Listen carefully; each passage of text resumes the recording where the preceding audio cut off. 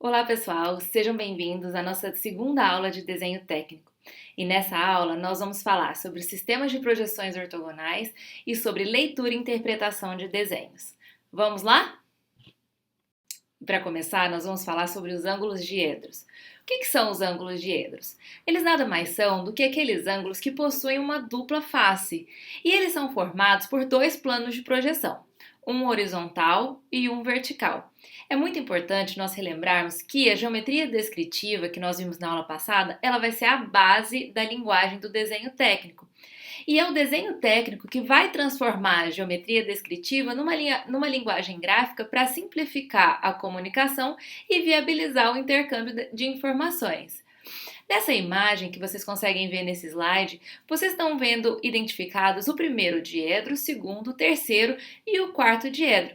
Também é possível identificar os dois planos de projeção, o plano vertical e o plano horizontal. E para simplificar a elaboração e a interpretação de desenhos técnicos, fixou-se que os dois diedros mais utilizados seriam o primeiro e o terceiro. Entretanto, cada país determina qual vai ser o diedro mais utilizado. Aqui no Brasil, por exemplo, o diedro mais utilizado, mais disseminado, é o primeiro diedro. Já nos Estados Unidos, o diedro mais utilizado é o terceiro. E o objeto a ser representado, ele deve estar posicionado entre o observador e o plano de projeção. Um observador conseguirá observar uma peça em até seis diferentes direções, obtendo 6 vistas de uma mesma peça. Observando a imagem do slide, vocês vão conseguir verificar que é como se esses planos eles estivessem envolvendo a peça, formando uma caixa. E o resultado final das projeções ortogonais será quando nós rebatemos todos esses planos em apenas um. E como será então a representação de uma peça em primeiro diedro? Observando a figura do slide, vocês vão conseguir perceber que essa é uma peça que está posicionada em primeiro diedro. E como nós vimos no slide passado, é como se essa peça estivesse envolvida, por uma caixinha e agora todos os planos da caixinha foram abertos e estão posicionados em um plano só. A projeção que está indicada no número 1 é o que nós chamamos de vista frontal da peça. A projeção número 3 é o que nós chamamos de vista lateral esquerda. A projeção número 4, vista lateral direita. A projeção número 6 é a vista posterior, ou seja, a parte de trás da peça. Depois nós temos a projeção número 2, que vai ser a vista superior ou a planta. E depois, por último, nós temos a projeção número 5, que é a vista inferior da peça.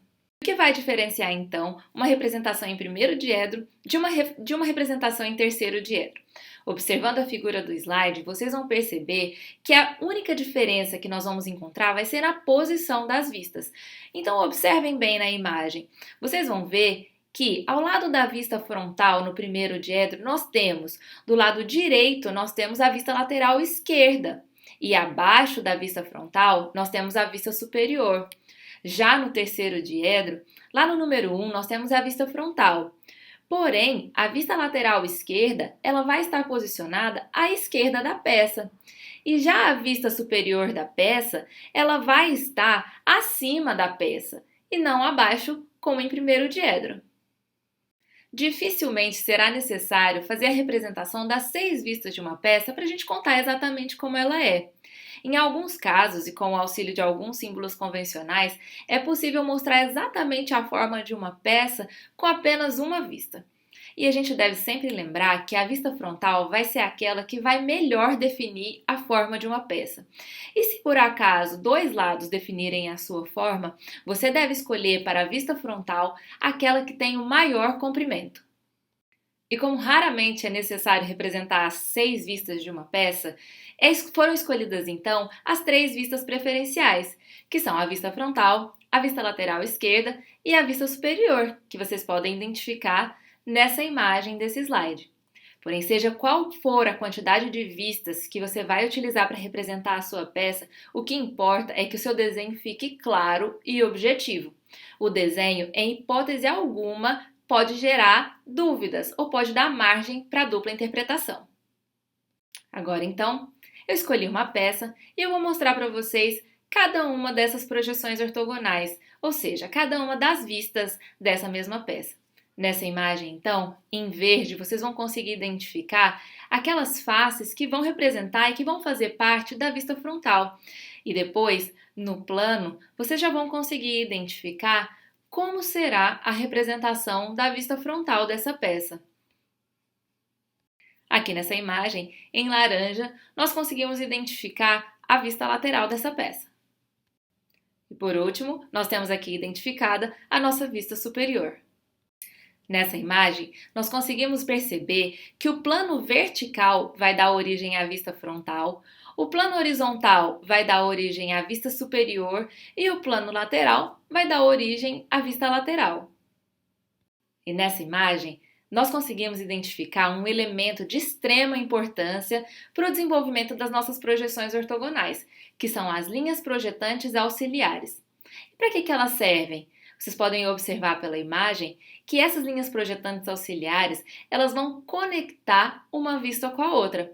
Observando a imagem, vocês vão ver que ela conecta a vista frontal com a vista lateral, a vista frontal com a vista superior e a vista lateral com a vista superior. Outro elemento que vai ser de extrema importância para o desenvolvimento das nossas projeções ortogonais são as linhas tracejadas. Se vocês se recordam da nossa primeira aula, nós falamos sobre ela. E essa linha tracejada ela é utilizada para representar arestas e contornos não visíveis. Nessa imagem, nós temos um exemplo. E quando é que essa linha, então, vai aparecer? Vamos lá, nós vamos comparar, então, a vista superior com a vista inferior da peça. Ou seja, a vista quando nós olhamos a peça de cima para baixo e a vista quando nós observamos a peça de baixo para cima. Então vamos lá, olhando a peça de cima para baixo, nós podemos ver que todas as arestas estão visíveis. Então nós conseguimos ver todo o contorno dos dois quadrados. Já quando nós observamos a peça de baixo para cima, o que nós veríamos seria apenas um retângulo, que seria a união dos dois quadrados. Porém, nós sabemos que nessa peça existe uma diferença de altura entre o primeiro quadrado e o segundo quadrado. E essa diferença ela vai precisar estar representada. E ela vai estar representada na vista inferior da peça com uma linha tracejada. E agora nós vamos falar um pouquinho sobre leitura de desenhos técnicos. E nessa imagem vocês conseguem perceber que existem 6 perspectivas e uma representação em vista. E analisando com um pouquinho mais de cuidado, vocês vão perceber que essa representação em vista, ela poderia fazer parte das representações das vistas de qualquer uma dessas perspectivas. Então, eu trouxe isso para mostrar para vocês a importância de sempre avaliar qual é a necessidade de representação de uma determinada peça, ou seja, quantas vistas vão ser necessárias para a gente conseguir representar exatamente como é uma determinada peça. E agora voltando a falar um pouquinho sobre os diedros. Como é que nós fazemos para identificar em qual diedro está uma determinada representação? Bom, vou mostrar para vocês como é que a gente vai fazer. Aqui nessa imagem nós temos a representação de uma vista frontal e do lado direito nós temos a representação de uma vista lateral. Mas qual lateral é essa? A vista lateral direita ou a vista lateral esquerda? Bom, nós temos aqui a representação em perspectiva da peça para ajudar um pouquinho a gente nessa tarefa. Então, nós temos aqui, colorido de amarelo, nós temos a face lateral direita da peça, né? E como seria a representação da lateral direita da peça? Então, nós temos aqui um retângulo maior e um retângulo menor, certo? Essas arestas podem ser identificadas aqui, um retângulo menor e um retângulo maior. Então, vendo essa linha tracejada? Essa linha tracejada ela está representando esse elemento que está aqui atrás na peça, que não está visível quando nós olhamos a peça aqui da direita para a esquerda, porém precisa ser representada. Então, nós temos aqui a representação desse elemento com linha tracejada, ou seja, linha de aresta e contorno não visível. Portanto, através dessa imagem, nós conseguimos identificar que essa vista lateral corresponde à vista lateral direita da peça, o que indica para nós que essa é uma representação em terceiro diedro. porque numa representação em terceiro diedro, a vista lateral que está ao lado direito da vista frontal é a vista lateral direita. Ah, mas e se fosse em primeiro diedro? Bom, se fosse em primeiro diedro, a representação da vista lateral seria a lateral esquerda, a vista lateral que estaria ao lado direito da vista frontal. E a representação seria exatamente essa aqui que está identificada aqui no cantinho do slide. Por último, e para finalizar, nós temos mais um exemplo aqui de como identificar o diedro utilizado na representação. Então, nós temos aqui uma vista frontal, vamos chamar essa aqui da nossa vista frontal, e aqui nós temos uma outra vista, né? Como nós podemos observar aqui na perspectiva, essa é a vista superior da peça, certo? Bom, só de olhar aqui nós já sabemos que essa é uma representação em terceiro diedro. Por quê?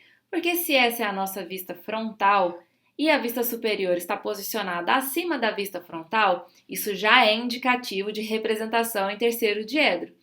Por quê? Em primeiro diedro é muito simples, como é a nossa representação padrão, nós vamos ter sempre vista frontal, ao lado direito da vista frontal nós teremos a vista lateral esquerda e sempre abaixo da vista frontal nós teremos a nossa vista superior. Bom, e como seria então a representação dessa mesma peça em primeiro diedro? Então, nós temos aqui a representação em terceiro diedro, nós temos a vista frontal. E qual seria a vista, então, em primeiro diedro que estaria posicionada acima da vista frontal? Seria a vista inferior da peça, que nada mais é do que essa representação aqui que está à direita do seu slide.